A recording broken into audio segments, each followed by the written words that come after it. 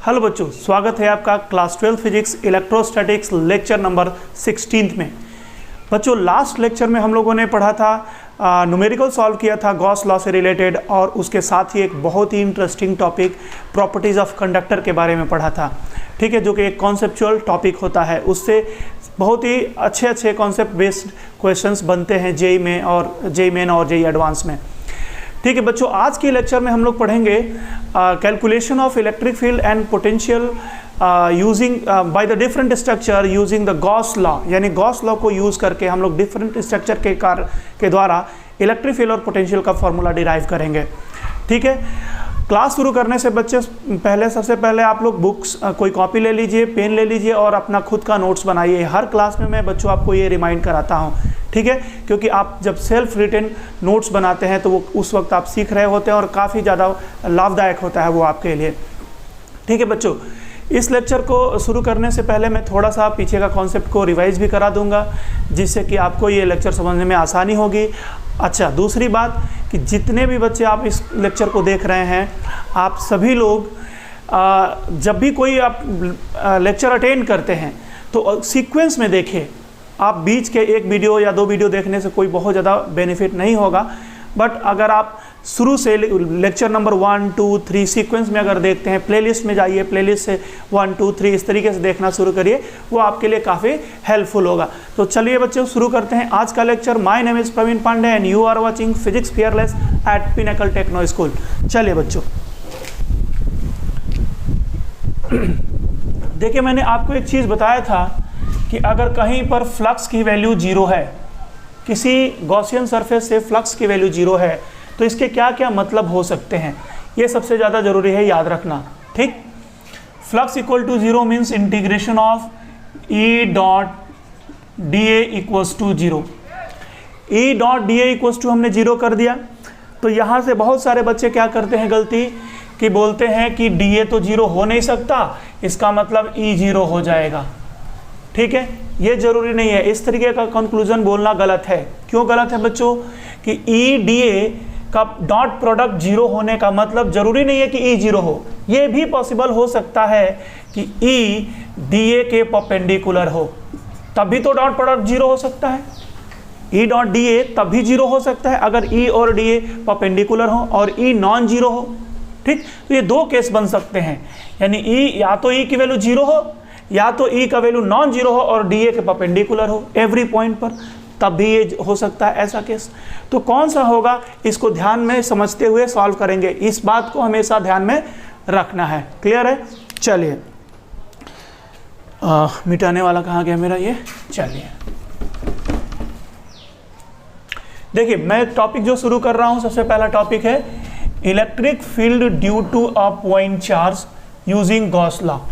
ठीक, point charge के कारण, लाइक यहाँ पर अगर एक पॉइंट चार्ज है Q, इससे R डिस्टेंस पर इलेक्ट्रिक फील्ड रेडियली आउटवर्ड होता है E, और उसका फॉर्मूला होता है KQ/R²। ये सबको याद है, आप सबको याद है, मैंने ये सब कुछ हम लोग पहले से प्रूफ कर चुके हैं।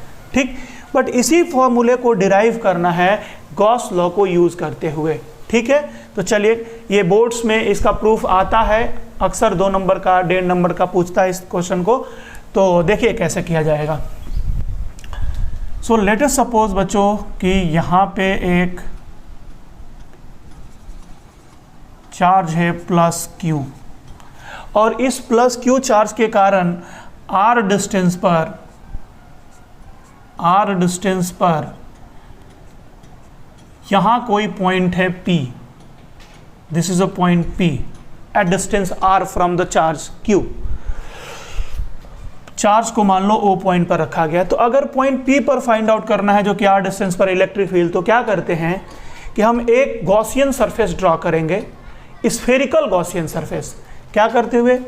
O को सेंटर मानते हुए, यानी चार्ज को सेंटर मानते हुए स्फेरिकल गॉसियन सरफेस पास करेंगे R रेडियस का, यानी वो पॉइंट P से पास होगा। तो किस तरीके का सरफेस बनेगा? कुछ इस तरीके का सरफेस फॉर्म होगा। ठीक है बच्चों,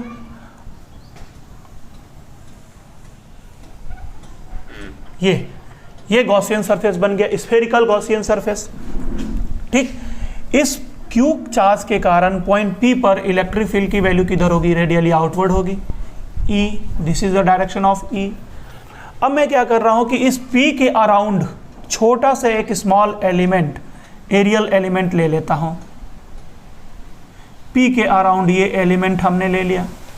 अब इसका एरिया वेक्टर देखना चाहेंगे, अगर सपोज जो हमने वेक्टर डी ए लिया है इसका एरिया वेक्टर, तो एरिया वेक्टर तो परपेंडिकुलर होगा, सरफेस के परपेंडिकुलर होगा, तो ये है D A, vector D A.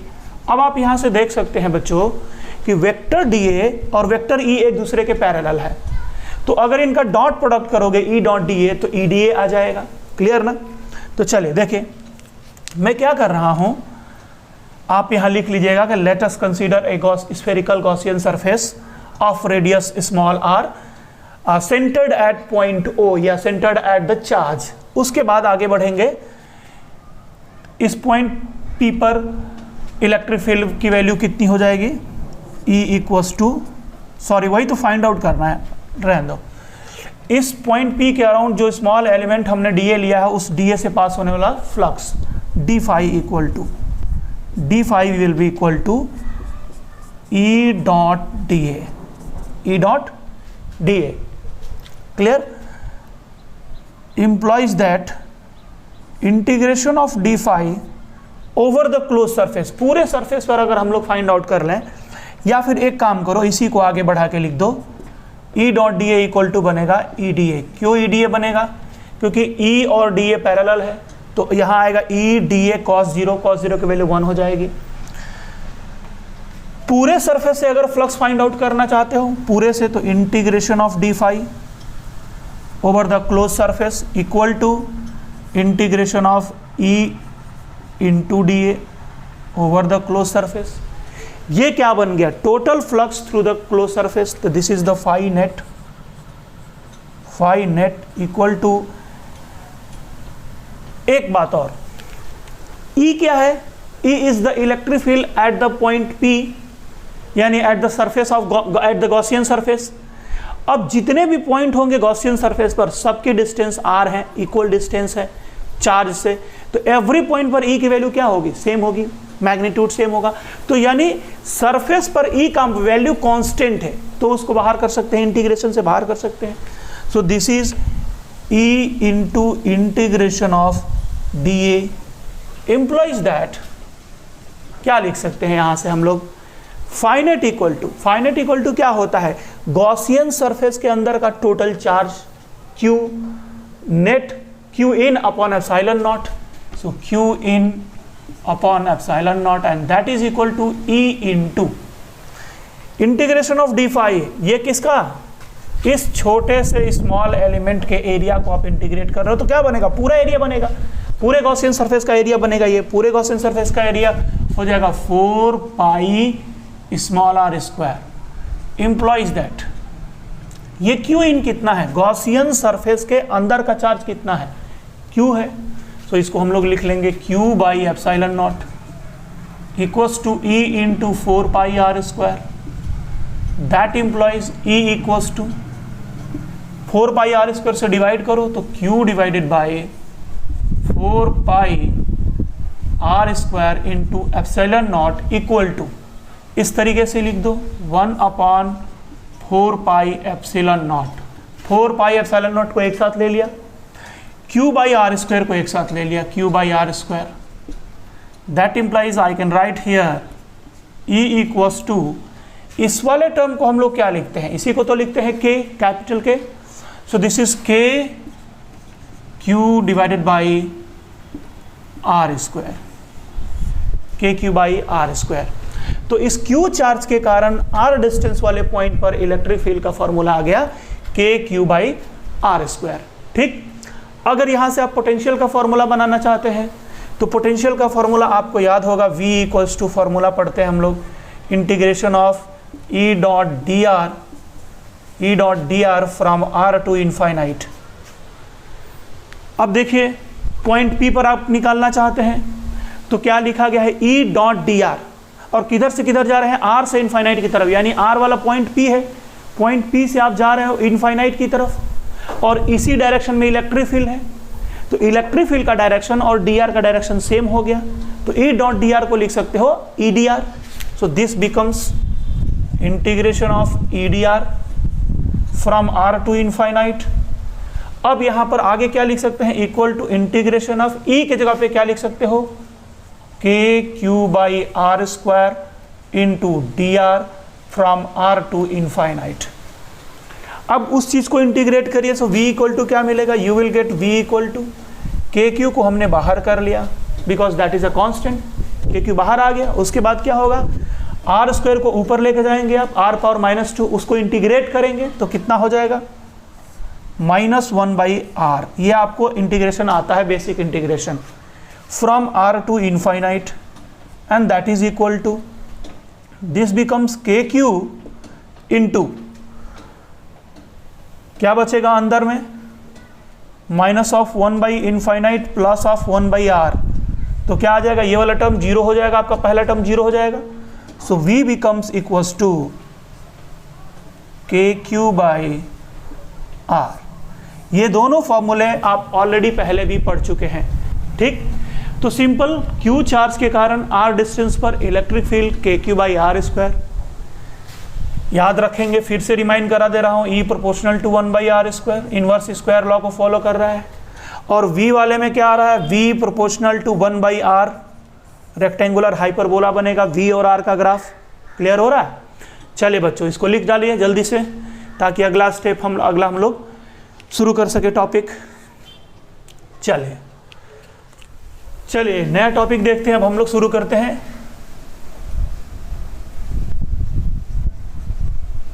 Electric field and potential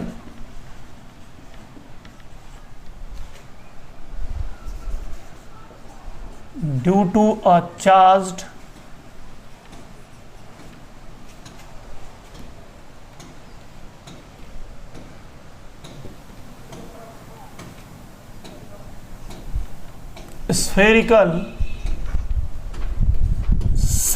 spherical cell conducting or non-conducting, conducting oblique non-conducting,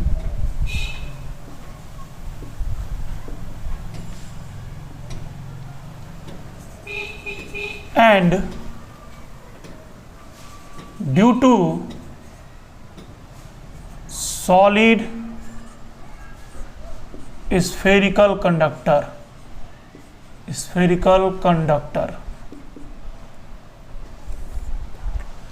इसको समझने की कोशिश करिए बच्चों, ये टॉपिक क्या हेडलाइन कह रहा है कि इलेक्ट्रिक फील्ड एंड पोटेंशियल निकालना है मुझे, किसके कारण, charged spherical shell. Charged spherical shell uniformly charged, ये भी ध्यान में रखना है। सेल अगर मैं लेता हूं कोई, ये देखिए सपोज मैंने ये सेल लिया, दिस इज अ, थोड़ा सा ये टेढ़ा हो जा रहा है, चलिए आप अज्यूम कर लीजिए कोई भी एक स्फेरिकल, ये सेल हो गया। और ये स्फेरिकल सेल है, तो सेल है तो अंदर का पार्ट खाली होगा, तो जो भी चार्ज है, ये कंडक्टिंग हो या नॉन कंडक्टिंग, अंदर का पार्ट खाली है, ठीक। कंडक्टिंग कंडक्टर का बना हो या नॉन कंडक्टर का बना हो, सारा चार्ज तो सरफेस पे ही रहेगा, क्योंकि अंदर तो कोई वैसे भी मटेरियल नहीं है। तो जो भी हम चार्ज दे रहे हैं वो कहाँ पर है, इसके सरफेस पर है। ये देखिए, मान लीजिए इसके ऊपर टोटल कितना चार्ज है, Q चार्ज है। एक बात और, अगर ये सॉलिड कंडक्टर भी होता, अगला बोला गया है and due to solid spherical conductor, अगर ये सॉलिड कंडक्टर होता तो पूरा भरा होता, तो पूरा भरा होता फिर भी सारा चार्ज बाहरी सरफेस पे होता। हम लोगों ने पिछली क्लास में पढ़ा था प्रॉपर्टी ऑफ कंडक्टर में कि जो भी एक्सटर्नल चार्ज देते हैं किसी भी कंडक्टर को, तो वो सारा का सारा चार्ज बाहरी सरफेस पे आ जाता है, आउटर सरफेस पे रिजाइड करता है। क्लियर है। तो ध्यान दीजिए, इन तीनों कारण इलेक्ट्रिक फील्ड का फॉर्मूला सेम आएगा। कुल मिला के इन तीनों केसेस में चार्ज सरफेस पर ही रहेगा, बाहरी सरफेस पर ही रहेगा। ठीक है, समझ में आ रहा है। यानी इसको एक और भी टॉपिक कर सकते हैं कि electric field due to spherical surface charge distribution, spherically surface charge distribution, जो सरफेस पर डिस्ट्रीब्यूटेड है। क्लियर? इसका रेडियस है कैपिटल R। हमें इलेक्ट्रिक फील्ड फाइंड आउट करना है, 3 डिफरेंट पॉइंट में दे रहा हूं, अंदर का एक पॉइंट सरफेस का और एक पॉइंट बाहर का। ठीक है, तो सबसे पहले मैं कोई बाहर का पॉइंट लेता हूं, ये सपोज करिए यहां पे बाहर का एक पॉइंट ले रहा हूं। ठीक है, ये पॉइंट पर जो कि सेंटर से R डिस्टेंस पे है, सेंटर से R डिस्टेंस पे है। ठीक, अब सेंटर से R डिस्टेंस पे, तो R की वैल्यू, स्मॉल r की वैल्यू कैपिटल R से बड़ी हो सकती है। सरफेस पर लोगे तो इक्वल टू R होगा, अंदर लोगे तो लेस देन कैपिटल R होगा। ठीक, तो सबसे पहले हम लोग बाहरी पॉइंट पे निकाला जाए। ठीक है, तो एट, मैं लिख रहा हूं पहला number, at external point, at external point यानी small r greater than capital R। चलिए देखा जाए कैसे फाइंड आउट करना है। फिर सेम कैसे जैसे पिछले में आपने काम किया, यहां पर फाइंड आउट करना है। This is the point P। Suppose C को सेंटर मानते हुए, इस सेंटर को सेंटर लेते हुए एक स्फेरिकल गॉसियन सरफेस ड्रॉ करिए जो पॉइंट P से पास होगा। देखिए हम एक गॉसियन सरफेस बना रहे हैं यहां पे।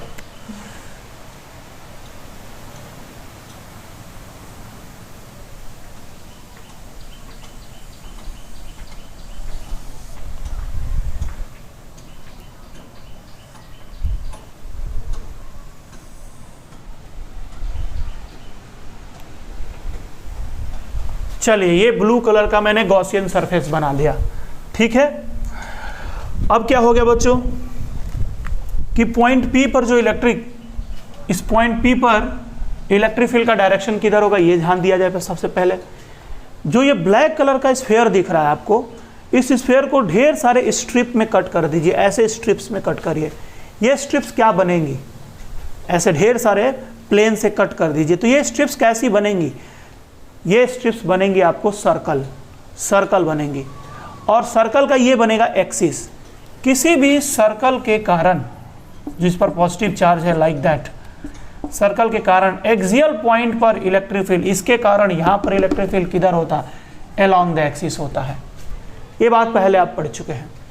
तो इस पे जितनी भी रिंग्स बनेंगी, सारे रिंग के कारण पॉइंट P पर इलेक्ट्रिक फील्ड एक्सियल बनेगा। सबको ऐड करोगे तो वो भी एक्सियल ही आएगा, यानी इस पूरे स्फीयर के कारण पॉइंट P पर बाहर की तरफ होगा, रेडियली आउटवर्ड होगा E का डायरेक्शन। अब पॉइंट P के अराउंड एक छोटा सा आप एरिया अज्यूम कर लीजिए, स्मॉल एलिमेंट ले लीजिए ऐसा। ठीक है, छोटा सा एलिमेंट।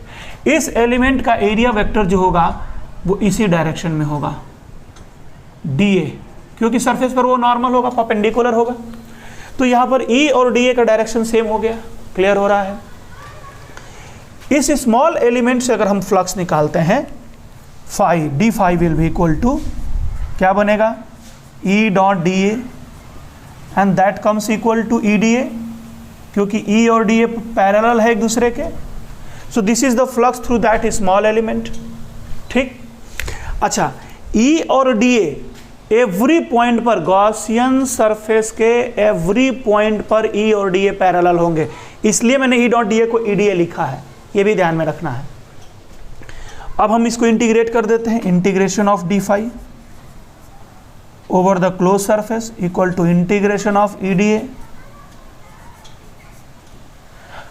अच्छा, अब ये बात पॉइंट P पर अगर इलेक्ट्रिक फील्ड E है इस स्फीयर के कारण, तो इस गॉसियन सरफेस के एवरी पॉइंट पर E ही होगा, मैग्नीट्यूड सेम होगा। क्यों? सिमेट्रिसिटी। जैसे मैंने यहां पर लिया वैसे एरिया ये लिया होता, इधर की तरफ लिया होता तो वहां भी वही आता, सेम डिस्टेंस सेम है, फैक्टर समझ आ रहा ना। तो सिमेट्रिसिटी से हम कर सकते हैं, तो E को क्या कर सकते हैं, बाहर निकाल सकते हैं। क्लियर हो रहा है? यानी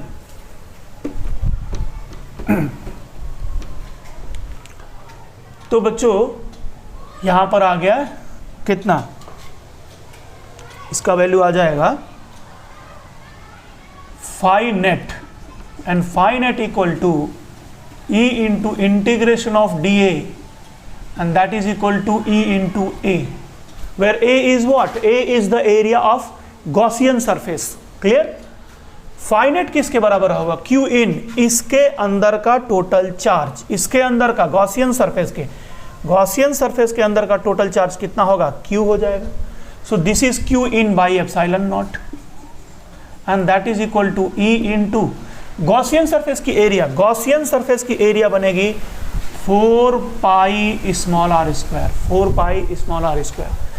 दैट इम्प्लॉइज, यहां से आप सॉल्व कर लो, E का वैल्यू आ गया, E इक्वल्स टू आ गया 1/4 pi epsilon not Q divided by small are square, small are square. Clear है?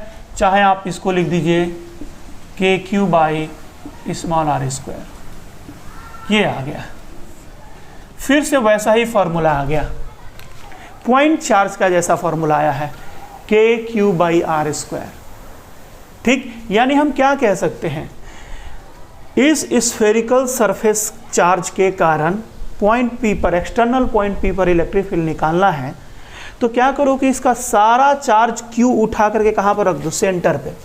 सेंटर पे रखोगे तो वो एक पॉइंट चार्ज की तरह बिहेव करेगा, और उस पॉइंट चार्ज के कारण P पर इलेक्ट्रिक फील्ड कितनी होगी? KQ by small are square. यानी spherical surface charge distribution behaves like a point charge kept at its center. समझ में आ रहा है? तो इस तरीके से वो बिहेव करता है, यानी फॉर एक्सटर्नल पॉइंट, ये भी मैं बोल दूं फॉर एक्सटर्नल पॉइंट. यहां पर ये भी याद रखेंगे E proportional to 1/r square at external point, at external point या फॉर एक्सटर्नल पॉइंट. क्लियर है? तो यहां पर लिखा, अच्छा अगर E का formula KQ by R square आया है तो यहीं से हम लोग सॉल्व कर सकते हैं. बाहरी पॉइंट के लिए V का फॉर्मूला आ जाएगा V equal to KQ by R. Same आपको किस तरीके से सॉल्व करना है, जैसा हमने बताया था, V equals to integration of E dot D R from R to infinite. ये फॉर्मूला यूज करके ये V की वैल्यू वही आ जाएगी. ठीक है? देखिए बच्चों, तो यहां से हम एक स्टेटमेंट निकाल सकते हैं, क्या कि for external point, for external point spherical surface charge distribution, surface charge distribution behaves like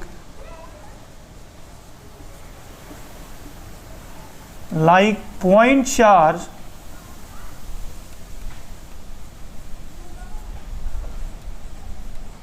kept at its center, kept at its center. Clear हो रहा बच्चों? चलिए, इतना हो गया. इसके बाद हम लोग देखेंगे, समझ गए बच्चों? चलिए, तो ये हमने अभी क्या निकाल लिया, electric field due to spherical charge distribution at external point. External point पर आ गया. अच्छा, इसी फॉर्मूले को चलिए मैं थोड़ा सा इसको मिटा देता हूँ. ठीक, ये आप नोट कर चुके होंगे तो मैं इसको भी मिटा रहा हूँ. इसी फॉर्मूले को सिग्मा के टर्म में लिखा जाए, सिग्मा के टर्म में. इसके ऊपर अगर चार्ज डेंसिटी सपोज इसकी सिग्मा है, चार्ज डेंसिटी अगर सिग्मा माना जाए तो total charge Q equal to कितना होगा? Total charge Q equal to sigma into इसकी पूरी एरिया, पूरी एरिया है 4 पाई कैपिटल R स्क्वायर. ठीक, तो Q के जगह पर हम लोग पुट कर सकते हैं sigma into 4 pi capital R square. इन दोनों फॉर्मूले में पुट करके देखिए. सो E का वैल्यू आएगा E equals to 1/4 pi epsilon not into Q के जगह पे पुट कर सकते हैं sigma into 4 pi capital R square divided by small r square. तो यहाँ से आपको मिलेगा E इक्वल्स टू, ये 4 पाई वाला टर्म कैंसिल हो जाएगा. ठीक, क्या मिला? Sigma by epsilon not into capital R square divided by small r square. ये मिला sigma by epsilon nought capital R square by small are square, this is the answer. ठीक है, सिमिलरली अगर आप यहाँ पर पुट करेंगे तो v की वैल्यू आ जाएगी क्या, सिग्मा बाई एप्सिलॉन नॉट, ठीक, capital R square divided by small are, ये आ जाएगा। ठीक है, क्लियर हो रहा है। चलिए बच्चों, अब एक काम करते हैं, ये अभी एक्सटर्नल पॉइंट पे निकाले हैं, अब हम निकालते हैं किस पर, सरफेस पर, at surface. Second number, at surface. जब हम लोग स्फेयर के सरफेस पर इलेक्ट्रिक फील्ड निकालना चाहेंगे तो जो स्मॉल आर था, बाहर था, घट करके धीरे धीरे कितना हो जाएगा, कैपिटल आर के बराबर हो जाएगा। Then small R equals to capital R. तो इसी फॉर्मूले में, ये जो फॉर्मूले आए हैं उसमें स्मॉल आर के जगह पे कैपिटल आर पुट कर दीजिए, सिंपल है। तो क्या मिलेगा, E इक्वल्स टू कितना आ जाएगा, कैपिटल आर पुट करेंगे तो मिलेगा K Q by capital R square, K Q by capital R square. ठीक, और चाहे तो यहाँ पर लिख सकते हैं E इक्वल्स टू, ठीक है, इसको पहले लिख दीजिए V इक्वल टू, तो V इक्वल्स टू कितना आ जाएगा, V इक्वल्स टू आ जाएगा के क्यू बाई कैपिटल आर, के क्यू बाई कैपिटल आर। तो ये हो गया E and V eight the surface. Clear हो रहा है। चलिए आगे बढ़ते हैं, एक और भी चीज देखा जाए इसमें। सुनिए, एक्सटर्नल पॉइंट पर हो गया बच्चों और सरफेस पर हो गया। सरफेस पर ही एक और चीज देखेंगे, E at surface equals to sigma के टर्म में कैपिटल आर के स्मॉल आर के जगह पे क्या पुट करना है, कैपिटल आर पुट करना है। तो ये आर आर कैंसिल हो जाएंगे टर्म पूरे, तो सिग्मा बाई एप्सिलॉन नॉट ये हो गया। एंड V इक्वल्स टू आ जाएगा, V equals to sigma by epsilon not into capital R. अब देखिए मैं क्या कह रहा हूं कि अगर ये कोई स्फीयर है तो इसके ऊपर जो चार्ज डेंसिटी है सिग्मा, अगर इसकी चार्ज डेंसिटी सिग्मा है तो इसके सरफेस पर इलेक्ट्रिक फील्ड की वैल्यू E कितनी आई, सरफेस पर सिग्मा के टर्म में कितना आया, सिग्मा बाई एप्सिलॉन नॉट। ये बात याद रखना है, electric field at the surface of conductor sigma by epsilon nought. ठीक है, एक बात और भी देखना है। अच्छा, for sigma equal to constant, अगर सिग्मा कांस्टेंट है, कांस्टेंट सिग्मा के लिए बात किया जाए तो सरफेस का जो इलेक्ट्रिक फील्ड है, सरफेस का इलेक्ट्रिक फील्ड वो रेडियस पर डिपेंड नहीं करता। देखिए इसमें कहीं भी रेडियस नहीं है। ठीक है, अगर सिग्मा कांस्टेंट है तो, और V जो है कांस्टेंट सिग्मा के लिए यानी E for sigma constant, E does not depends on radius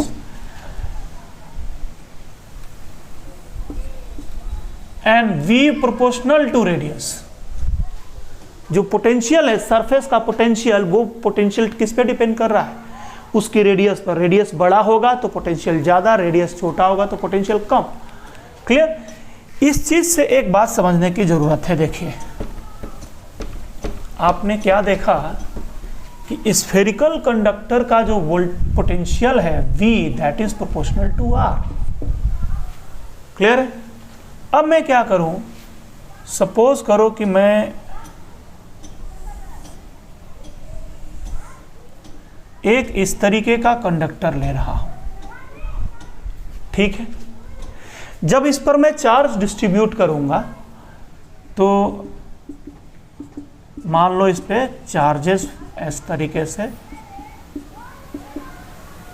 तरीके से डिस्ट्रीब्यूटेड है, ठीक है। जो भी होगा मैं जानना चाहता हूं कि इन दोनों पॉइंट में, जैसे ये पॉइंट 1 ले लो आप, this is point 1 and this is point 2, किस पॉइंट का चार्ज डेंसिटी ज़्यादा है, या किस जगह का, या दोनों जगह का सेम है, या क्या है देखा जाए। तो पॉइंट 1 से होता हुआ एक स्फीयर ड्रॉ करो आप, तो स्फीयर ड्रॉ करोगे तो ये बनेगा स्फीयर, और पॉइंट 2 से होता हुआ ड्रॉ करोगे तो बहुत छोटा सा स्फीयर बनेगा, ये बनेगा। अगर इसकी रेडियस एज्यूम की जाए R1 और इसकी रेडियस एज्यूम की जाए R2, ठीक, इस पॉइंट का वोल्टेज है V1 पोटेंशियल और इस पॉइंट का पोटेंशियल है V2, लेकिन आपने पढ़ा है कि कंडक्टर के सरफेस पर और इवन पूरे वॉल्यूम का पोटेंशियल सेम होता है, ठीक। तो यहां से एक कंक्लूजन निकल के आ रहा है, देखिए क्या, V1 equals to V1 V2, हम लोगों ने पढ़ा है V1 इक्वल्स टू V2, तो V1 इक्वल टू V2 जब है तो यहां का पोटेंशियल कितना होगा। मान लो इस जगह का चार्ज डेंसिटी है सिग्मा 1, तो यहां का पोटेंशियल हो जाएगा sigma 1 R1 by epsilon not, और ये बराबर होगा यहां का charge density sigma 2 R2 by epsilon not. यानी आपने क्या देखा, sigma 1 R1 is equals to sigma 2 R2, ये चीज आ रहा है। कहने का मतलब इसके सरफेस पर कोई भी पॉइंट लो, उस पॉइंट का सिग्मा और उसका रेडियस ऑफ कर्वेचर दोनों का प्रोडक्ट सेम आएगा, ठीक है।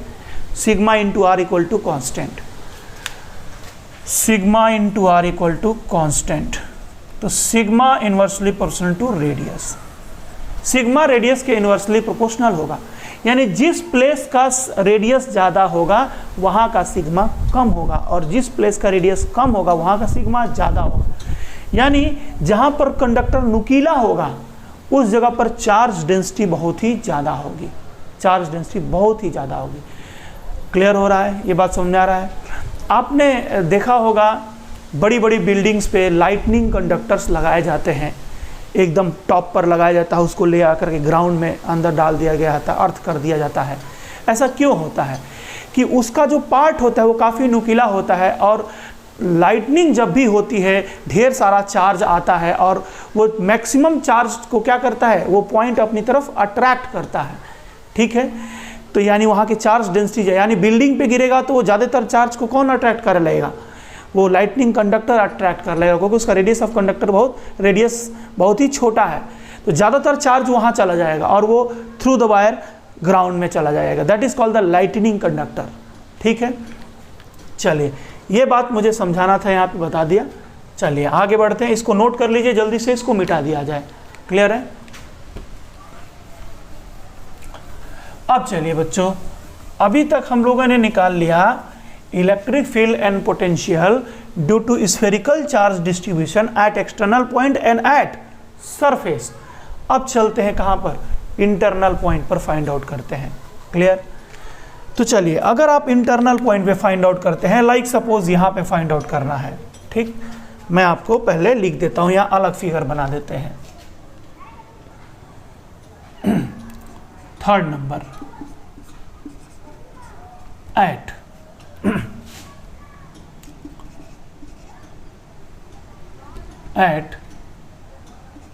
Inner point, at inner point. Inner point का मतलब क्या होगा, small R less than capital R. यानी आपका ये है स्फीयर जिसके ऊपर चार्ज है, जिसके ऊपर चार्ज है, सेंटर है, ये है रेडियस कैपिटल आर। अंदर के किसी पॉइंट पर फाइंड आउट करना है जिसकी डिस्टेंस सेंटर से उस पॉइंट तक स्मॉल आर है, तो क्या करेंगे, सेंटर से लेके स्मॉल आर रेडियस का स्फेरिकल गॉसियन सरफेस ड्रॉ कर लेंगे। कर लिया जाए भाई, ये कर लिया हमने गॉसियन सरफेस ड्रॉ। अब ये जो मैंने गॉसियन सरफेस ड्रॉ किया है, इसका जो डिस्टेंस है यहाँ से वो है small r, small are.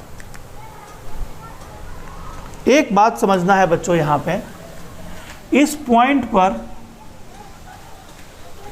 Electric field का डायरेक्शन क्या हो सकता है, अगर होगा तो क्या हो सकता है, ठीक। देखिए, इसको अगर बड़े वाले सेल को जिसके ऊपर चार्ज दिया गया, अगर उसको रिंग के शेप में काटोगे तो ये पॉइंट उसके एक्सिस पे पड़ेगा। एक्सिस पर पड़ेगा तो सबके द्वारा, सारे रिंग के द्वारा अगर इस पॉइंट पर इलेक्ट्रिक फील्ड निकालोगे तो एक्सियल होगा। तो एक्सियल होगा तो कोई लेफ्ट में होगा, कोई राइट में होगा। नेट या तो 0 होगा या तो दोनों मिलकर के जो भी डायरेक्शन होगा वो एक्सियल ही होगा। यानी इस पॉइंट पर इलेक्ट्रिक फील्ड का डायरेक्शन इधर रेडियली आउटवर्ड होगा, इधर रेडियली इनवर्ड होगा। ये ई का डायरेक्शन कुछ भी हो सकता है अगर होगा तो। ठीक, अब हम क्या करेंगे, यहां पर एक छोटा सा स्मॉल एलिमेंट लेंगे, स्मॉल एलिमेंट डीए, जिसका एरिया वेक्टर इधर ही होगा, डीए होगा ऐसे, वेक्टर डीए, और इलेक्ट्रिक फील्ड इधर रेडियली आउटवर्ड या रेडियली इनवर्ड होगा। अब जो भी हो, अगर है तो, अगर है तो क्लियर। अब क्या करना है मुझे, इस छोटे से फ्लक्स निकालेंगे, फिर पूरे गॉसियन सरफेस से फ्लक्स निकालेंगे। तो पूरे गॉसियन सरफेस से फ्लक्स की वैल्यू होती है integration of E dot D A and that is equal to Q in by epsilon not. Clear है। तो अब देखिए integration of E dot D A. अब ई डॉट डी ए करोगे तो ई और डी ए या तो पैरेलल होंगे, ई डॉट डी ए या तो पैरेलल होंगे या तो एंटी पैरेलल होंगे, एंटी पैरेलल। ठीक, तो ई डॉट डी ए की वैल्यू या तो ई डी ए आएगी या माइनस ई डी ए आएगी। ठीक, so integration of plus minus E D A बन गया and that is equal to इसके अंदर का total charge 0 by epsilon nought means the 0। Clear हो रहा है, क्योंकि इस गॉसियन सरफेस के अंदर में कोई भी चार्ज नहीं है, प्रेजेंट नहीं है। ठीक है, अब चलो बच्चों, सिमेट्रिसिटी से हम कह सकते हैं कि इस गॉसियन सरफेस के एवरी पॉइंट पर ई की वैल्यू सेम होगी। ठीक है, तो ई को आप बाहर कर दो तो plus minus E into integration of D A and that is equal to 0। तो इम्प्लॉइज दैट यहां से क्या लिख सकते हैं आप कि plus minus E into 4 pi small are square area of the Gaussian surface and that is equal to 0। तो आप ध्यान से देख सकते हैं कि ई और इसका प्रोडक्ट 0 हो रहा है, तो ये तो 0 हो ही नहीं सकता, तो एरिया ऑफ दैट सरफेस है वो 0 तो है ही नहीं। तो कौन 0 हो गया, ई 0 हो जाएगा, हैंस ई इक्वल्स टू 0। एक बात बच्चों ध्यान से मैं बता दूं, मैक्सिमम स्टूडेंट क्या करते हैं, फिर मैं बार बार इस बात को रिपीट कर रहा हूं, E dot D A equal to 0 कर देते हैं यहाँ पे और कहते हैं एरिया 0 हो नहीं सकता, ई की वैल्यू 0 होगी, वहीं पर बोल देते हैं। ये कहना गलत है, क्योंकि याद करो ई डॉट डी ए 0 होने का मतलब जरूरी नहीं है कि ई ही 0 हो, ई डी ए के परपेंडिकुलर भी हो सकता है, ई और डी ए आपस में परपेंडिकुलर होकर के भी 0 हो सकते हैं। तो मैंने पहले ये प्रूफ किया कि ई डी ए के परपेंडिकुलर हो ही नहीं सकता, ई का डायरेक्शन डी ए के या तो पैरेलल होगा या तो एंटी पैरेलल होगा, या तो सेम डायरेक्शन में, या तो दोनों सेम डायरेक्शन में होंगे या दोनों अपोजिट डायरेक्शन में होंगे। क्लियर बात है, तब जाकर के ये पूरा प्रूफ हुआ है। ठीक है, चलिए आगे बढ़ते हैं। यानी आपने ये प्रूफ कर दिया कि अंदर के किसी भी पॉइंट पर इलेक्ट्रिक फील्ड 0 होगी। अब एक बात सुन लो भाई बच्चों, पोटेंशियल कितना होगा ये देखा जाए। तो E इक्वल टू 0 तो minus D V by D R होता है E का value and that is equal to 0। Minus को उधर भेज दो तो D V by D R equal to 0। अब आप D D R of V कर रहे हो, यानी V को डिफरेंशिएट कर रहे हो तो 0 आ रहा है, यानी V क्या है, कांस्टेंट है। तो V इक्वल्स टू कांस्टेंट। तो समझिए क्या हो रहा है कि थ्रू आउट द वॉल्यूम इस स्फीयर के अंदर के हर एक पॉइंट पर E की वैल्यू 0 है, और जब E की वैल्यू 0 है तो V का वैल्यू कांस्टेंट है, यानी कितना है, उतना ही है जितना सरफेस पर है। तो V at inner point कितना आ जाएगा, this is equal to K Q by capital R square. जितना सरफेस पर है उतना अंदर के एवरी पॉइंट पर होगा। क्लियर हो रहा है, ये सारा कुछ बना लीजिए। मैं फाइनली एक बार फिर फॉर्मूले को लिख देता हूं। ठीक है,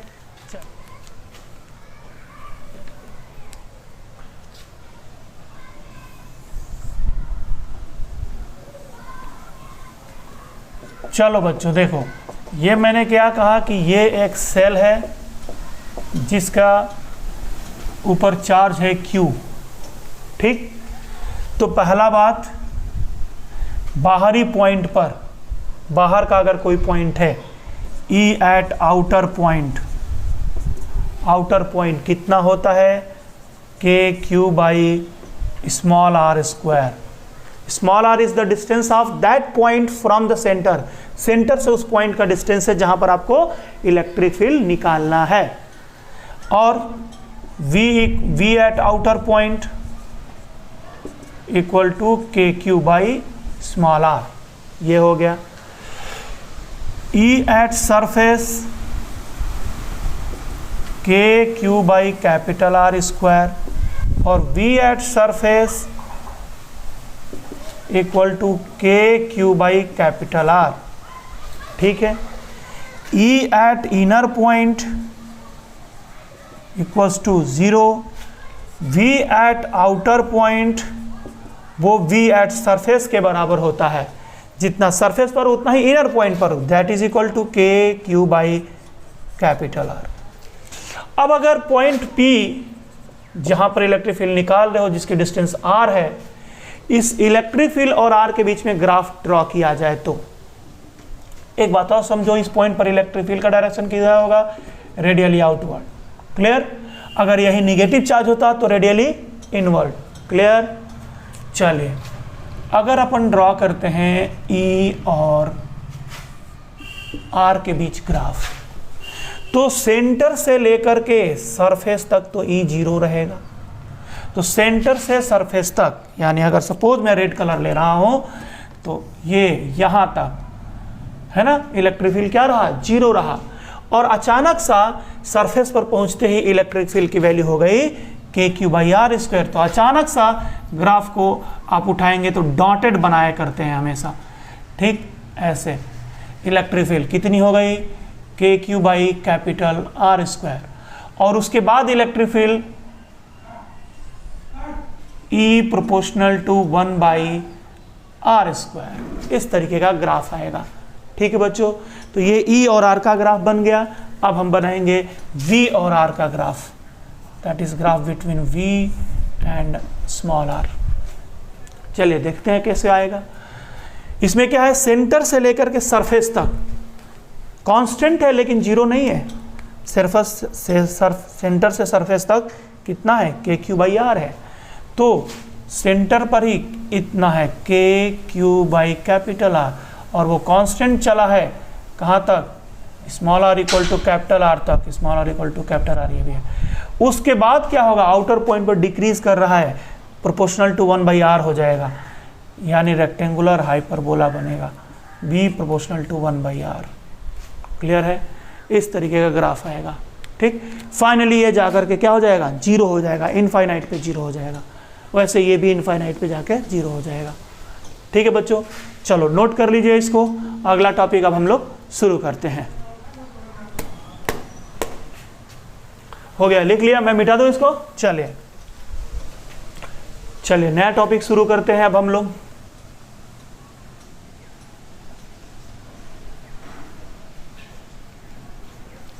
electric field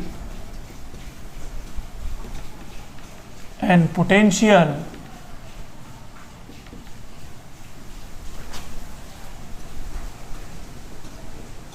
due to uniformly charged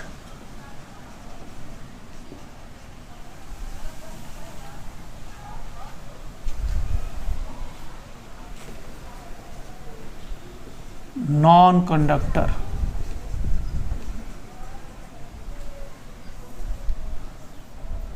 या इसी को कहते हैं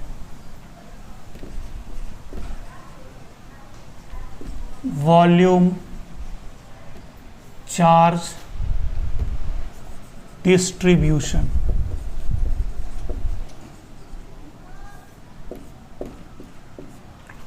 क्या है मैं समझा रहा हूं थोड़ा सा। सपोज करिए कि ये एक स्फीयर है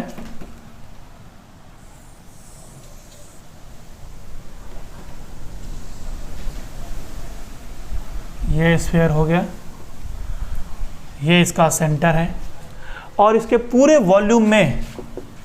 वॉल्यूम में चार्ज डिस्ट्रीब्यूटेड है,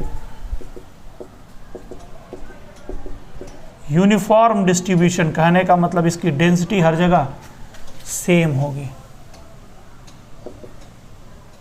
ठीक है, सपोज करो इसके ऊपर टोटल चार्ज की वैल्यू कितनी है, कैपिटल क्यू है, या स्मॉल क्यू भी एज्यूम कर सकते हो, कोई इशू नहीं है, स्मॉल क्यू है और इसकी चार्ज डेंसिटी कितनी है, रो है। ठीक है, इसका रेडियस है capital R, its radius is capital R. क्या पूछा जा रहा है हमसे कि इलेक्ट्रिक फील्ड और पोटेंशियल बताइए इस स्ट्रक्चर के कारण at external point, at surface और एट इंटरनल पॉइंट। ठीक है, इसको स्फेरिकल वॉल्यूम चार्ज डिस्ट्रीब्यूशन भी कह सकते हैं, या कह सकते हैं कि ये नॉन कंडक्टिंग है, क्योंकि नॉन कंडक्टिंग होगा तभी पूरे वॉल्यूम में चार्ज रह पाएगा। अगर ये कंडक्टिंग होता, सॉलिड कंडक्टर होता, तो सारा चार्ज कहाँ चला जाता, सरफेस पर, और पिछला केस का बन जाता ये सारा फार्मूला। ठीक, तो चलिए बच्चों, अगर आपको बाहरी पॉइंट पर निकालना है, ठीक है, तो मैं एक सीधा सा फॉर्मूला दे देता हूं। एट, मैं लिख देता हूं पहला number, at external point, at external point क्या हो जाएगा भाई, small r greater than capital R. तो एक्सटर्नल पॉइंट पर ई की वैल्यू आएगी कितनी, K Q by capital R square, sorry small are square, जैसा पहले आया था, सिंपल सा। क्या करेंगे, पॉइंट पी पर अगर आपको फाइंड आउट करना है तो यहाँ से यहाँ तक का रेडियस लेंगे आर, और आर रेडियस का स्फेरिकल गॉसियन सरफेस ड्रॉ करेंगे। पॉइंट पी पर इलेक्ट्रिक फील्ड रेडियली आउटवर्ड होगा, क्योंकि इसको स्लाइस की तरह काटोगे तो ये सारे के सारे क्या बनेंगे, डिस्क बनेंगे, और डिस्क के कारण इलेक्ट्रिक फील्ड उसके एक्सिस पर एक्सियल अलॉन्ग द एक्सिस होता है, तो ई dot D A D A के बराबर आ जाएगा। जैसे पिछले वाले में सॉल्व किया, सेम टू सेम वही प्रोसेस होगा, ई का वैल्यू वही है। यानी इस पूरे वॉल्यूम का चार्ज कहाँ रख दो, सेंटर पे रख दो, और पॉइंट पी पर निकाल लो के क्यू बाई आर स्क्वायर। यानी वो सेल हो या सॉलिड हो, नॉन कंडक्टिंग, पूरे वॉल्यूम में हो या सरफेस पर हो, बाहरी पॉइंट के लिए फॉर्मूला सेम आएगा, सारा चार्ज सेंटर पे रख करके निकाल सकते हैं। क्लियर हो रहा है? तो E equal to K Q by R square और V इक्वल टू आएगा K Q by small are. अब यही चीज दूसरा नंबर एट सरफेस कह दिया जाए तो भी कुछ नहीं, सीधा सीधा क्या है, small are equal to capital R put कर दो, और small are equal to capital R put करेंगे तो E का वैल्यू आएगा E equal to K Q by capital R square, E equal to K Q by capital R square, और V equal to आएगा K Q by capital are, ये आ जाएगा। Clear हो रहा है, समझ में आ रहा है सबको? चलिए अब तीसरा नंबर, थर्ड क्या है, एट इनर पॉइंट। बस इनर पॉइंट ही थोड़ा डिफरेंट आएगा, इसको सॉल्व किया जाए, क्या आना चाहिए। क्लियर है? चलिए, अगर अंदर में हम कोई पॉइंट अज्यूम करते हैं, सपोज सेंटर से स्मॉल आर डिस्टेंस पे, यहाँ अज्यूम करते हैं स्मॉल आर डिस्टेंस पे, तो क्या करो आप कि स्मॉल आर डिस्टेंस का एक स्फीयर ड्रॉ करो। ये यहाँ पर आपका पॉइंट है। क्लियर है? हम लोग पहले ही प्रूफ कर चुके हैं कि अगर कोई स्फीयर है, स्फीयर के ऊपर चार्ज है यहाँ पर सरफेस पर, और ये खाली है, तो अंदर के किसी पॉइंट P पर इलेक्ट्रिक फील्ड EP बराबर होगी 0। यानी यहाँ से हम कह सकते हैं कि बाहरी चार्ज के कारण अंदर के पॉइंट पर कोई इलेक्ट्रिक फील्ड नहीं होगा। बाहरी चार्ज के कारण अंदर के पॉइंट पर इलेक्ट्रिक फील्ड नहीं होगा, नेट इलेक्ट्रिक फील्ड 0 होगा। तो हम कह सकते हैं कि ये जो चार्ज है, ये वाला पूरा का पूरा चार्ज, ये वो पूरा का पूरा जो चार्ज है, इसके कारण ये बाहरी चार्ज है, हमारा गॉसियन सरफेस ये है, रेड वाला गॉसियन सरफेस है। तो मैं लिख भी देता हूं, दिस इज गॉसियन सरफेस। ठीक है? तो क्या हो रहा है कि बाहरी चार्ज के कारण, ये जो आपको बाहरी चार्ज दिख रहा है, इसके कारण अंदर के इस पॉइंट पर कोई इलेक्ट्रिक फील्ड नहीं होगी। इस पॉइंट पर इलेक्ट्रिक फील्ड केवल इसके अंदर जो चार्ज आ रहा है, ये वाला चार्ज जो मैंने ढक दिया हुआ है, ये वाला चार्ज, ये कह सकते हो ये वाला चार्ज, इस चार्ज के कारण केवल इलेक्ट्रिक फील्ड होगा इस पॉइंट पर। तो एक काम करते हैं, अच्छा इस पॉइंट पर इलेक्ट्रिक फील्ड निकालने के लिए भी फिर क्या कहा जाता है, सरफेस पर अगर इलेक्ट्रिक फील्ड निकालना है तो सारा चार्ज सेंटर पे रख के निकाल लो। तो इस केस में इसके कारण भी सारा चार्ज सेंटर पे रख के यहाँ निकालोगे तो इधर की तरफ आएगा इलेक्ट्रिक फील्ड, ये आएगा ऐसे, ठीक। अगर यहाँ पर एक स्मॉल एलिमेंट ले लो, स्मॉल एलिमेंट ले लो ऐसे, तो उसका एरिया वेक्टर DA भी इधर ही आएगा, DA भी इधर ही आएगा, यानी E और DA पैरेलल हो जाएंगे। क्लियर हो रहा है क्या? तो समझिए, अब आगे चला जाए।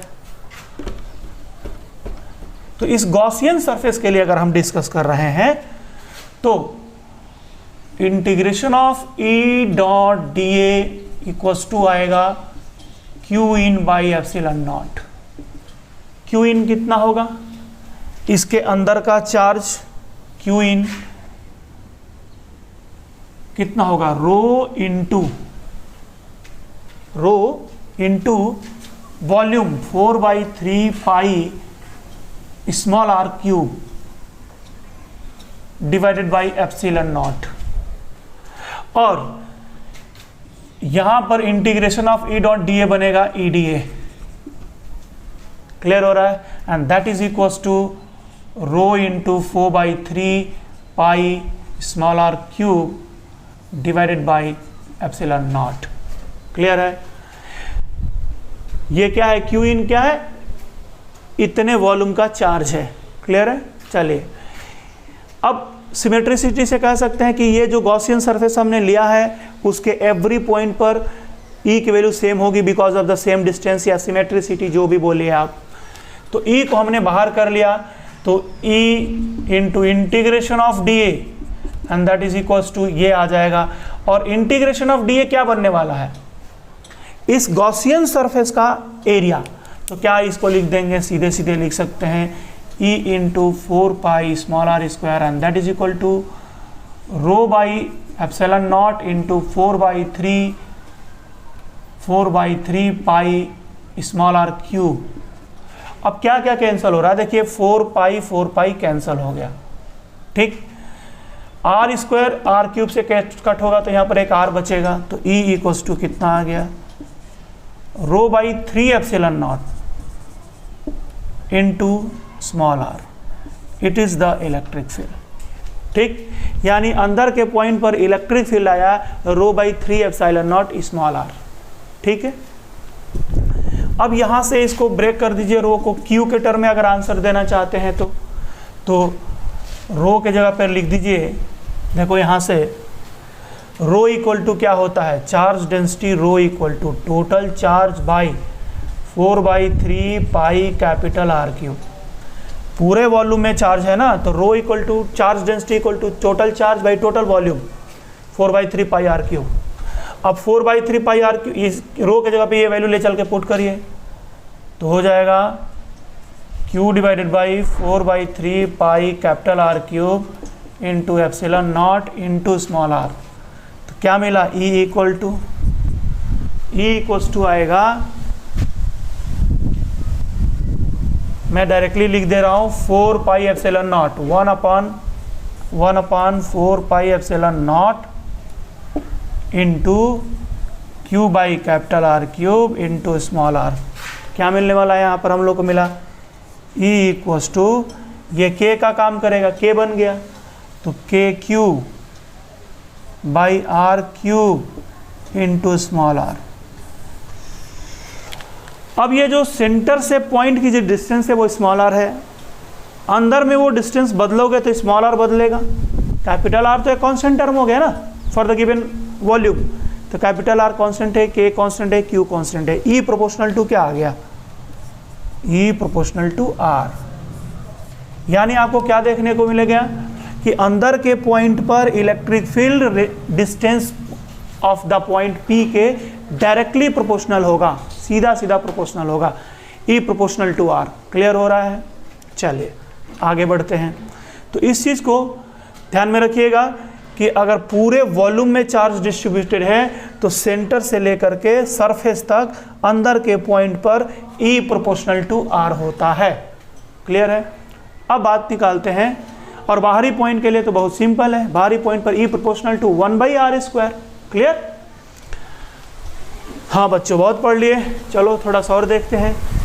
इनर पॉइंट पर हमें क्या फाइंड आउट करना है? इनर पॉइंट पर हमें पोटेंशियल फाइंड आउट करना है। तो चलिए देखते हैं कैसे निकालेंगे।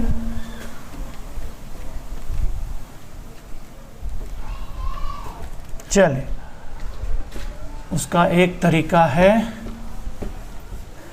जो सिंपल तरीका मैंने आपको बताया हुआ है कि किसी भी पॉइंट पर पोटेंशियल निकालने का फॉर्मूला। इस पॉइंट पर, ये जो कि इनर पॉइंट है, तो V at point P equals to integration of E dot dr from R to infinite. यहाँ से आप इनफाइनाइट पे जाएंगे, इस पॉइंट से इनफाइनाइट पे। इसको ब्रेक कर सकते हो दो पार्ट में। पहले आप ना यहाँ से सरफेस पे जाओ, इनर पॉइंट से सरफेस तक, सरफेस से इनफाइनाइट तक, यानी integration of E dot dr from R to capital R surface plus integration of E dot dr from capital R to infinite, ऐसे लिख सकते हो। क्लियर हो रहा है? V will be equals to integration of, अब देखिए आप सेंटर, इस पॉइंट से लेकर पॉइंट P से लेकर के आप जा रहे हैं कहाँ तक? इनफाइनाइट तक। जिस डायरेक्शन में जा रहे हैं इलेक्ट्रिक फील्ड भी ऑलरेडी उसी डायरेक्शन में है, तो E और dr पैरेलल हो गए। E और dr पैरेलल हो गए तो E डॉट dr की वैल्यू क्या हो जाएगी? E dr हो जाएगी। E dr cos 0, cos 0 की वैल्यू 1, तो E dr बन जाएगा। So this is integration of E dr from small r to capital R, small r to capital R plus integration of E dr from capital R to infinite. अब मैंने इसको दो part में क्यों break किया ये मैं बता देता हूँ। क्योंकि सेंटर से, सॉरी, इनर पॉइंट के लिए, सरफेस के अंदर के लिए E का फॉर्मूला अलग होता है और सरफेस से बाहर के लिए E का फॉर्मूला अलग होता है, इसलिए मैंने इसको दो पार्ट में ब्रेक किया। अगर इस पॉइंट से लेकर के इनफाइनाइट तक सेम अगर होता, E का फॉर्मूला सेम होता तो डायरेक्टली इंटीग्रेट कर सकते थे, दो पार्ट में ब्रेक करने की जरूरत नहीं थी। क्लियर हो रहा है ना? चलिए, तो V इक्वल टू बन जाएगा, V equal to integration from small r to capital R E dr, और इनर पॉइंट के लिए E का फॉर्मूला होता है KQ by capital R cube into small r और dr plus integration R to infinite, बाहरी पॉइंट के लिए होता है KQ by small r square into dr। So the V equal to KQ by capital R cube बाहर आ गया, R dr हो जाएगा small r square by 2 from small r to capital R, and plus ये बनेगा KQ बाहर आएगा, ये बनेगा -1/r capital R to infinite. अब इन दोनों में कॉमन क्या होने वाला है? V equal to KQ common कर लो, ये क्या बन जाएगा? देखिए, capital R square minus small r square by 2r cube plus ये बन जाएगा KQ by capital R, sorry KQ तो बाहर जा चुका है ना, 1 अपन कैपिटल R। ठीक है, तो देखिए बच्चों क्या बनने वाला है यहाँ से? V equals to KQ into LCM हो जाएगा 2r cube, this is r cube minus small r square plus r cube है, क्यूब नहीं है ना बच्चे, ये r स्क्वायर है, this is square minus r square plus ये बनेगा 2r स्क्वायर। ठीक, that implies V equal to KQ by r cube को इसके साथ ले लो इनटू कितना बनेगा?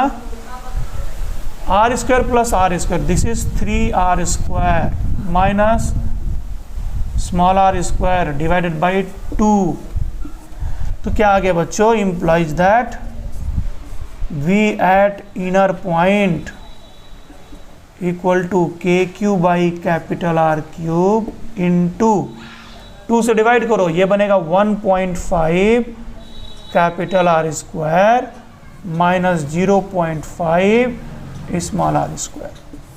ये इनर पॉइंट के लिए v का फॉर्मूला बन गया। आए समझ में क्लियर? चलिए यहाँ से बच्चों कुछ और भी बात हम लोग सीखेंगे। सबसे पहले आप इसको नोट कर लीजिए, फटाफट एक एक चीज़ बना लीजिए, फिर हम लोग आगे बढ़ते हैं। ठीक, चलिए मैं मिटा दूँ इसको।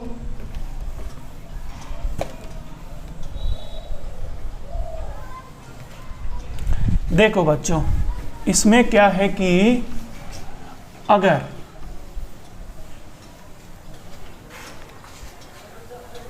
V एट सेंटर निकाला जाए, सपोज V एट सेंटर, तो इसमें क्या करना पड़ेगा, सेंटर निकालना है तो स्मॉल आर की वैल्यू 0 पुट कर देंगे। स्मॉल आर 0 पुट कर दो, तो स्मॉल आर को 0 पुट करोगे तो केवल ये वाला टर्म बचेगा, आर स्क्वायर कैंसिल हो जाएगा, नीचे एक आर बचेगा। 1.5 को 3/2 लिख दो, 3/2 K Q by capital R. और V एट सरफेस अगर निकालना चाहते हो, सरफेस, तो small are equal to capital R कर दो, तब पर भी यहाँ से भी आ जाएगा। वैसे भी पहले भी निकाल चुके हो V at surface. V at surface कितना आता है, के क्यू बाई कैपिटल आर। अब थोड़ा ध्यान दो, ये जो है के क्यू बाई कैपिटल आर, इसके जगह पर V एट सरफेस लिख सकते हैं। Implies that V at centre equal to 3/2 V at surface. ये देखो, तो कौन बड़ा हो गया, सेंटर का बड़ा हो गया। सेंटर का पोटेंशियल बड़ा हो गया किससे, सरफेस के पोटेंशियल से। कितना टाइम्स हो गया, 3/2 टाइम्स, 1.5 गुना, है ना, 1.5 टाइम्स। क्लियर? अगर कोई आपसे पूछे V at centre minus V at surface, तो वो कितना हो जाएगा, वो हो जाएगा 1/2 के क्यू बाई कैपिटल आर। 1/2 के क्यू बाई कैपिटल आर। चलिए बच्चों, ये भी समझ में आ गया। अब हम लोग थोड़ा सा ग्राफ देख लेते हैं, इसका ग्राफ कैसा बनेगा। अच्छा, ग्राफ बनाने से पहले मैं कुछ पॉइंट्स लिख देता हूं, ठीक है? चलिए देखिए,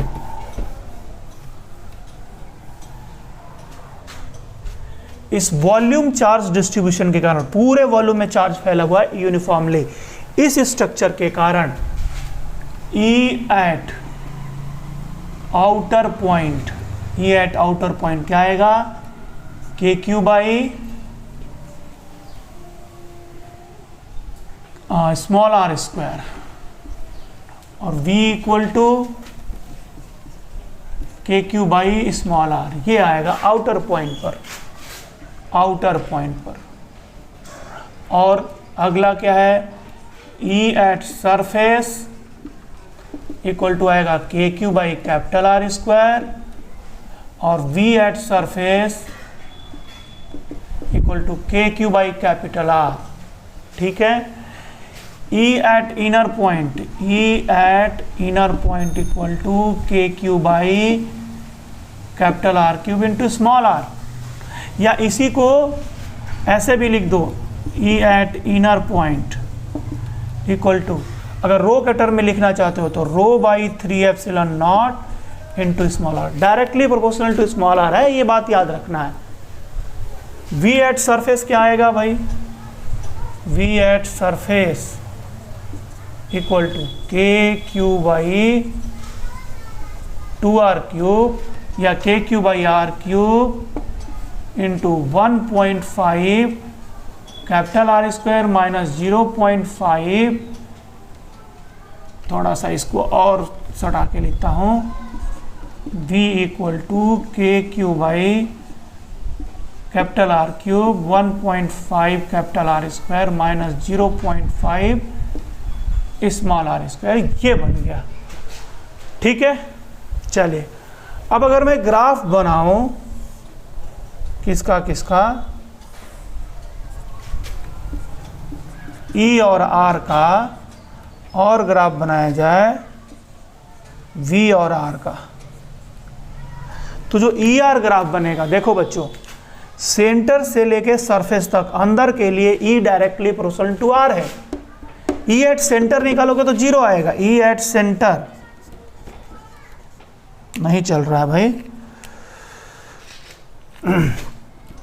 ई एट सेंटर जो आएगा वो 0 आएगा।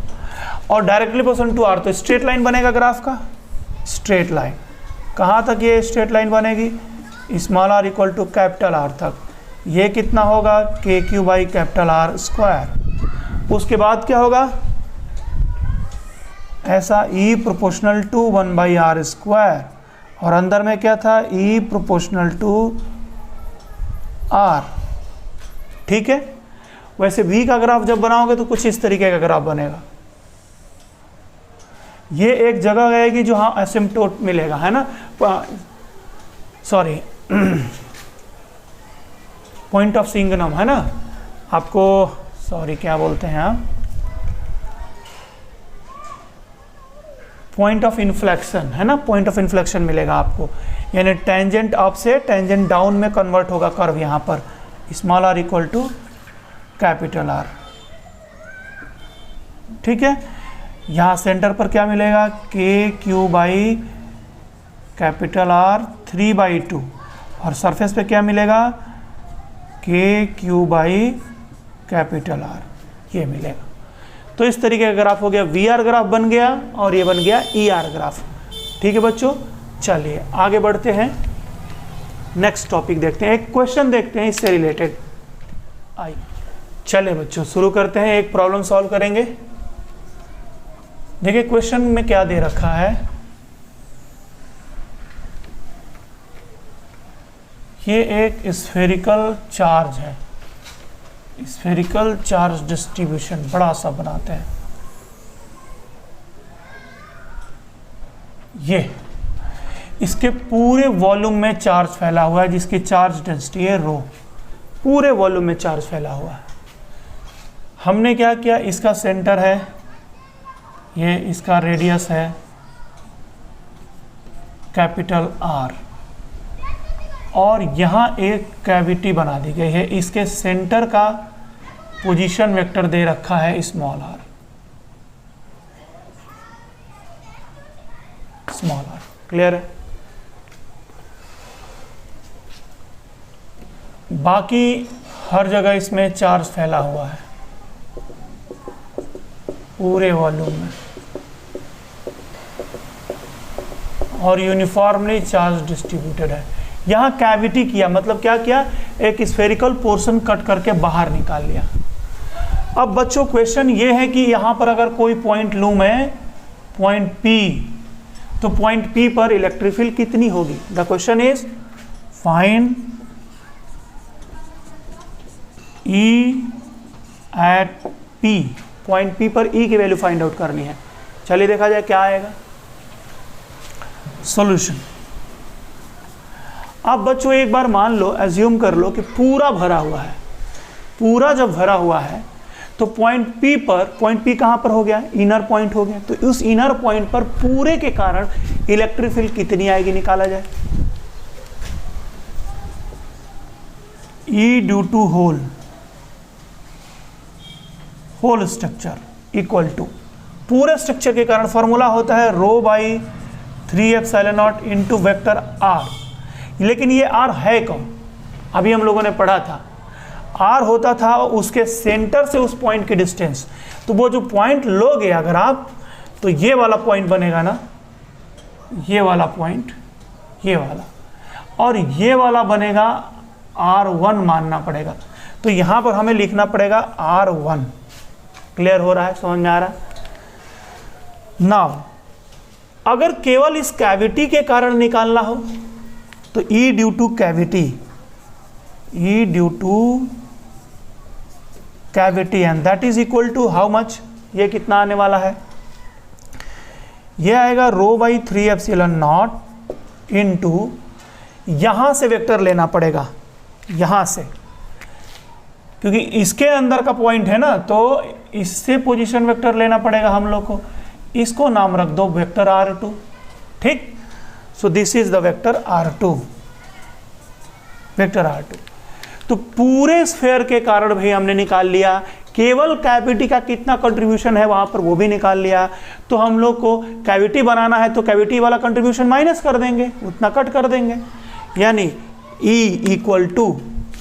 E will be equals to E due to whole structure minus E due to cavity, ठीक है। तो क्या करना है, सीधा सीधा E इक्वल्स टू, दोनों में कॉमन हो जाएगा रो बाई 3 एप्सिलॉन नॉट, ये है वेक्टर R1, और minus rho by 3 epsilon not, ये है vector R2, clear. So this E will be equal to कितना आ गया बच्चों, रो बाई 3 एप्सिलॉन नॉट क्या हो गया, कॉमन हो गया, ठीक। यहां बचेगा vector R1 minus vector R2। अब थोड़ा ध्यान दो अपन, यहां पर vector R plus R2, vector R plus R2 किसके बराबर है, vector R plus R2 equal to vector R1, triangle method. तो वेक्टर R इक्वल टू क्या होगा, इसको उधर ले जाओ, R1 minus R2, R1 minus R2। तो R1 माइनस R2 की जगह पे क्या लिख सकते हैं, वेक्टर R लिख सकते हैं। So E will be equals to rho by 3 epsilon not into vector R। अब थोड़ा ध्यान दो, जिस पॉइंट P पर निकालना था उसका पोजीशन है इसके रिस्पेक्ट में, कैविटी के रिस्पेक्ट में R2 पोजीशन पे है, जो कि E की वैल्यू R2 पे डिपेंड ही नहीं कर रही है, केवल कैविटी के सेंटर पे डिपेंड कर रही है, के पोजीशन वेक्टर पे डिपेंड कर रही है। यानी अंदर के हर एक पॉइंट पर सेम आएगा, अंदर के हर, तो ये यूनिफॉर्म इलेक्ट्रिक फील्ड बनेगी, this will be the uniform electric field. Clear हो रहा है। अगर आप देखना चाहें तो मैं ऐसे दिखा देता हूं कि उसका डायरेक्शन क्या होगा, किधर होगा। चलिए मैं इसी में दिखा देता हूं, मैं मिटा करके यहां पर, कि जो कैविटी बनेगी, जैसे ये कैविटी है, ये कैविटी है, ये था उसका सेंटर, और यहां से लिया गया था वेक्टर R, वेक्टर R, इसको O मान लो, तो ये था O। तो अंदर में जो इलेक्ट्रिक फील्ड इस पॉइंट पर आई वो rho by 3 epsilon not into R, यानी E का डायरेक्शन वही होगा जो कि वेक्टर R का डायरेक्शन है। तो एवरी पॉइंट पर इलेक्ट्रिक फील्ड जो हो जाएगी वो पैरेलल टू R हो जाएगी, पैरेलल टू R हो जाएगी।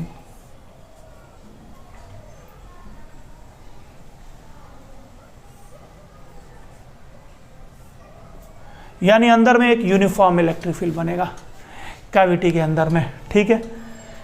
चलो बच्चों, ये एक क्वेश्चन हो गया। इस क्वेश्चन के बाद हम लोग एक दो टॉपिक और थोड़ा थोड़ा सा पढ़ेंगे, फिर हम लोग रैप अप करेंगे इस क्लास को। चलो बच्चों, अब एक नया टॉपिक देखेंगे, electric field at any point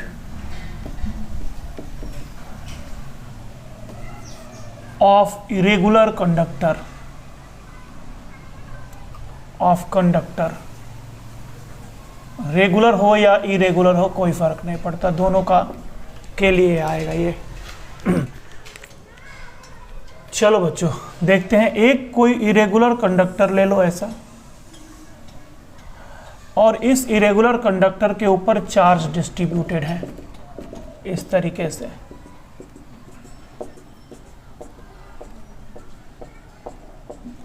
इस इरेगुलर कंडक्टर के डिफरेंट पॉइंट पर चार्ज डेंसिटी की वैल्यू डिफरेंट होगी, ये सब जानते हैं, पहले पढ़ चुके हैं। और अगर किसी भी पॉइंट पर बात करो, जैसे ये कोई पॉइंट है, तो यहाँ पर electric field perpendicular to that होगा, इस सरफेस के परपेंडिकुलरली बाहर की तरफ होगा, ये भी हम जानते हैं, पढ़ चुके हैं।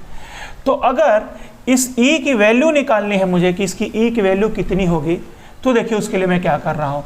पॉइंट तो मुझे सरफेस पे लेना है, लेकिन मैं थोड़ा दूर लूंगा ताकि आपको समझ में आए। तो मैं यहाँ का कोई पॉइंट ले रहा हूँ यहाँ पे, ठीक है। तो मैं क्या करता हूँ कि यहाँ पे एक एरिया अज्यूम कर लिया मैंने, और एक सिलेंडर कंस्ट्रक्ट कर लिया इस तरीके से।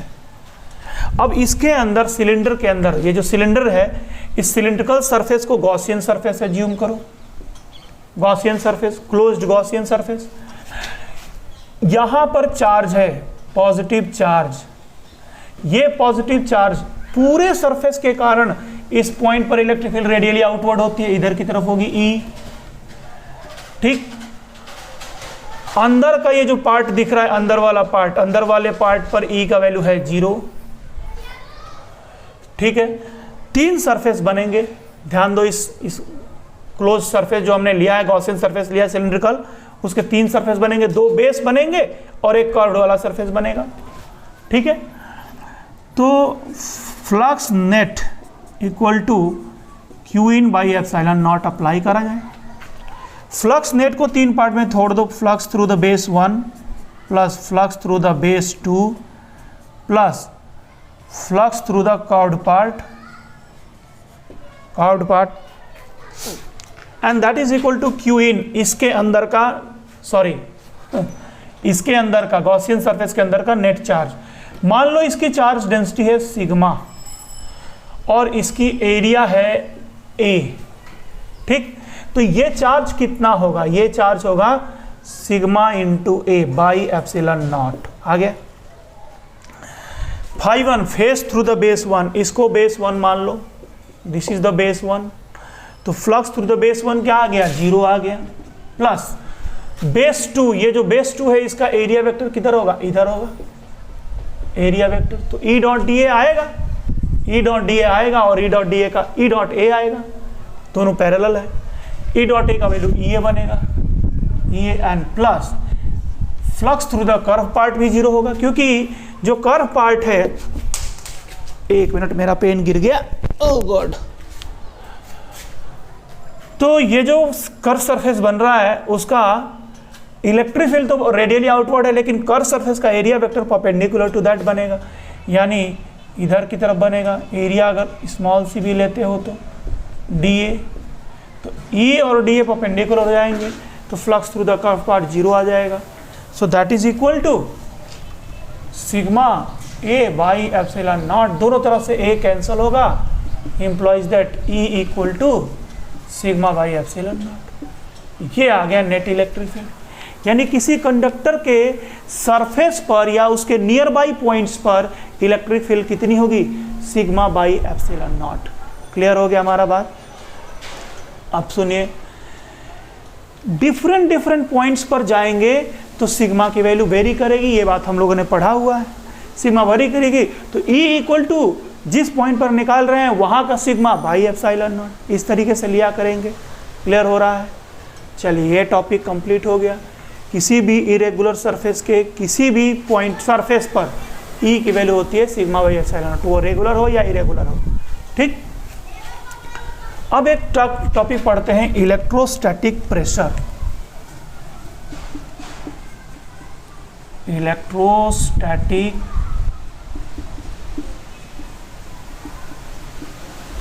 प्रेशर। ये इलेक्ट्रोस्टैटिक प्रेशर क्या होता है बच्चों, ये सुना जाए। देखिए, ये जो सरफेस है आपका, सब पे एवरी पॉइंट पर चार्ज है, तो जैसे अगर यहाँ का चार्ज के बारे में बात किया जाए, यहाँ का चार्ज, तो यहाँ के चार्ज और यहाँ के चार्ज को ले लो, तो ये चार्ज अगर मैं इसको Q1 बोलूँ तो ये इस Q2 को क्या करेगा, रिपेल करेगा बाहर की तरफ। सारे, बल्कि सारे इस चार्ज को रिपेल कर रहे होंगे, तो रिपेल करेंगे, इसको रिपेल करेंगे, यानी हर एक टुकड़ा एक टुकड़े को क्या कर रहा है, रिपेल कर रहा है। तो बाहर की तरफ इस पर क्या लग रहा होगा, फोर्स लग रहा होगा।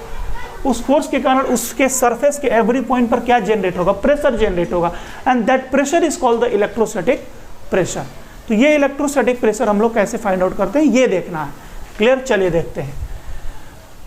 अब आप एक काम करो, अगर बात किया जाए, ये जो रेड कलर का आपको दिख रहा है चार्ज, ये जो चार्ज है, इस चार्ज पर कितना फोर्स लग रहा है ये पता करने के लिए हम इस क्या मान ले कि ये जो रिमेनिंग पार्ट है, रिमेनिंग पार्ट के कारण एक इलेक्ट्रिक फील्ड बनेगी वहां पर, और वो इलेक्ट्रिक फील्ड इस चार्ज पर फोर्स लगाएगा, F इक्वल टू QE। तो इस पर फोर्स निकालने के लिए रिमेनिंग पार्ट के कारण, इतने के कारण नहीं, नेट इलेक्ट्रिक फील्ड नहीं, केवल रिमेनिंग पार्ट के कारण इलेक्ट्रिक फील्ड पता चल जाए, तो क्योंकि हम उसको सोर्स मानेंगे, सोर्स चार्ज के कारण इलेक्ट्रिक फील्ड इनटू क्यू, ये फॉर्मूला होता है। ठीक, तो चलिए निकालते हैं, देखा जाए कैसे निकलेगा। मान लीजिए कि ये कोई एक सरफेस है, हमने क्या किया, इसमें एक पार्ट ले लिया ये वाला, मैं आपको दिखाई देने के लिए थोड़ा स्ट्रेट बना रहा हूँ, ठीक है, ये वाला। ठीक, अब क्या है कि इसके ऊपर है चार्ज पॉजिटिव। ठीक, मैंने क्या किया कि दो पॉइंट्स लिए कंसीडर किए, एक पॉइंट लिया ये, चलो ये क्या है कि ये जो चार्ज है इसके कारण इस पॉइंट पर इलेक्ट्रिक फील्ड रेडियली आउटवर्ड होगा, इसके ऊपर परपेंडिकुलर होते हुए इधर की तरफ होगा। E ड्यू टू, इस सेक्शन का नाम ले लो AB, E due to AB। ये जो रिमेनिंग पार्ट है ये वाला, जिस पर चार्ज मैं दिखा देता हूं ऐसे, तो इस रिमेनिंग पार्ट के कारण भी इस पॉइंट पर इलेक्ट्रिक फील्ड उधर ही होगा, E due to remaining part. इस पॉजिटिव वाले चार्ज के कारण यहाँ के पॉइंट पर इलेक्ट्रिक फील्ड इधर होगी। जैसे आप जानते हैं कि किसी सीट के कारण यहाँ पर इलेक्ट्रिक फील्ड इधर होती है, इसी सीट के कारण यहाँ पर इलेक्ट्रिक फील्ड इधर होती है, तो वो एक चार्ज सीट है ना, उस सीट के कारण यहाँ पर इलेक्ट्रिक फील्ड इधर होगी। दोनों आजू बाजू के पॉइंट्स हैं, तो ठीक उधर का पॉइंट लो या ठीक इधर का पॉइंट लो, EAB कहलाएगा ये। ठीक, बट एक बात ध्यान दो, इस लाइन के ठीक बाहर का पॉइंट और ठीक अंदर का पॉइंट इस वाले स्ट्रक्चर के लिए ऑलमोस्ट सेम होगा, क्योंकि पॉइंट्स थोड़ा सा आगे या थोड़ा सा पीछे लोगे तो ये वाला बड़ा सा स्ट्रक्चर, इसका मैक्सिमम पार्ट तो लेफ्ट में ही है ना। ठीक, तो ये पॉइंट पर रिमेनिंग पार्ट के कारण, यानी ये जो पार्ट मैं आपको उंगलियों से दिखा रहा हूं, इसके कारण इलेक्ट्रिक फील्ड अंदर की ओर ही होगा, E ड्यू टू रिमेनिंग। ठीक, अभी आपने पढ़ा है कि किसी कंडक्टर के अंदर नेट इलेक्ट्रिक फील्ड जीरो होती है, नेट इलेक्ट्रिक फील्ड जीरो होती है। ठीक है, तो क्या मिलेगा आपको यहां से कि नेट इलेक्ट्रिक फील्ड जीरो होती है, तो EAB, ये डायरेक्शन उल्टा है दोनों का, minus E due to remaining equal to zero, implies EAB equal to E due to remaining. एक इक्वेशन बन गया हमारा।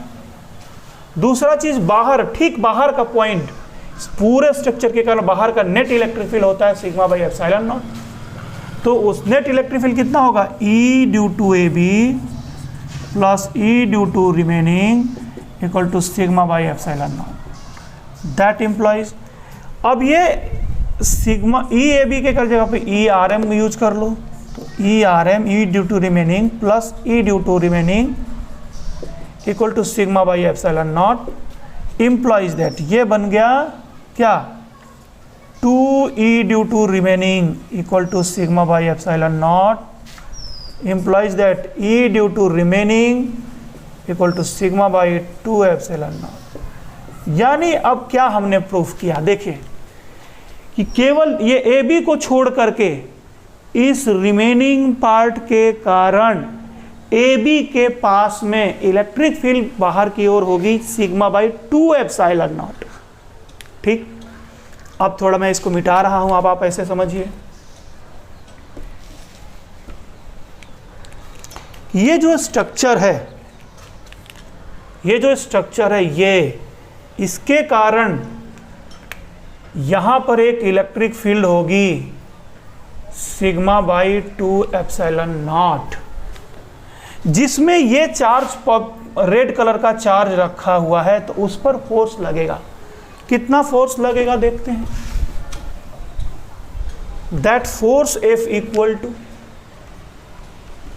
Equal to Q into E due to remaining part. तो Q के जगह पे लिखेंगे सिग्मा इंटू इतने दूर का एरिया A, मान लो एरिया A है, वहाँ का सिग्मा, वहाँ का चार्ज डेंसिटी सिग्मा है, तो sigma into A equal into sigma by 2 epsilon naught. That implies F by A equal to इस पर लगने वाला फोर्स है F और एरिया है A, तो F by A equal to sigma square by 2 epsilon. और यही F बाई ए क्या कहलाएगा? Electrostatic pressure. तो electrostatic pressure implies that P equal to sigma square by 2 epsilon not. ये बन गया इलेक्ट्रोस्टैटिक प्रेशर। क्लियर हो रहा है बच्चों? यानी कंडक्टर के एवरी पॉइंट पर बाहर की तरफ एक प्रेशर एक्ट करता है, वो प्रेशर कहलाता है इलेक्ट्रोस्टैटिक प्रेशर। वो बराबर होता है sigma square by 2 epsilon not. अलग अलग पॉइंट पर वो प्रेशर की वैल्यू अलग अलग होगी। अगर वो इरेगुलर स्ट्रक्चर है तो क्यों? क्योंकि सिग्मा डिफरेंट पॉइंट का डिफरेंट होगा, तो इलेक्ट्रोस्टैटिक प्रेशर भी डिफरेंट होगा। अगर ये स्फेरिकल होता तो एवरी पॉइंट का रेडियस ऑफ कर्वेचर सेम होता, जिससे चार्ज डेंसिटी सेम आती, जिससे एवरी पॉइंट पर सिग्मा सेम होता, और सिग्मा सेम होने से स्फीयर के एवरी पॉइंट पर इलेक्ट्रोस्टैटिक प्रेशर की वैल्यू सेम आती। क्लियर है बच्चों? आगे चलते हैं। इसी में थोड़ा सा एक चीज और ब्रेक कर देते हैं। यहां पर जो नेट इलेक्ट्रिक फील्ड होती है, नेट इलेक्ट्रिक फील्ड, उसके टर्म में इस फॉर्मूले को लिखते हैं। तो P इक्वल टू बनेगा, लिख दीजिए 1/2 epsilon not into sigma square by epsilon not का स्क्वायर। तो इसको एक साथ स्क्वायर कर दीजिए। अब सिग्मा बाई एप्सिलॉन नॉट क्या है? किसी भी कंडक्टर के किसी पॉइंट का net electric field, E net. So this is P equal to 1/2 epsilon not into E net का स्क्वायर। ई नेट कहो या E at surface, E at surface कहो का स्क्वायर। क्लियर हो रहा है बच्चों? ये बात मैंने बता दिया, ठीक है। तो बच्चों आज मैंने काफ़ी सारा आपको टॉपिक बता दिया, और जितने भी इस तरीके के डेरिवेशंस होते हैं वो हो गए हैं क्लियर।